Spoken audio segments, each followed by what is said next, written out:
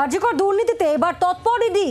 CBI এর FIR এর ভিত্তিতে ইডির এফআইআর। আরজিকরের আর্থিক দুর্নীতি তদন্তে এবার এনফোর্সমেন্ট ডিরেক্টরেট অর্থাৎ সিবিআই এর পর এবার ইডি। আরজিকর দুর্নীতিতে তৎপর ইডি। সিবিআই আপনারা জানেন যে ইতিমধ্যে এফআইআর করেছে এবং তারই ভিত্তিতে ইডির এফআইআর। অনুবাংশ আমাদের প্রতিনিধি এ নিয়ে জানাচ্ছেন। অনুবাংশ, ইডি এবার এই মামলার সঙ্গে জুড়ে গেল, তারাও তদন্ত শুরু করছে। ঠিক কি প্রেক্ষিত ইডির সামনে আছে যেখানে এই তদন্ত করবে ইডি?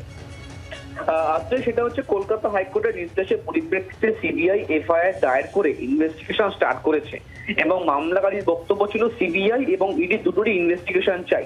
সেই মর্মে কলকাতা হাইকোর্টের নির্দেশের পর যখন সিবিআই এফআইআর করছে সেই সূত্র ধরে ইডি ইসিআইআর তারা দায়ের করেছে।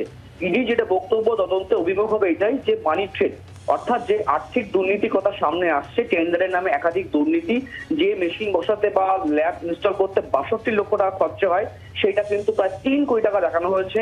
এছাড়া কোভিড এর সময় মেশিনপত্র কেনাতে আর্থিক দুর্নীতি হয়েছে।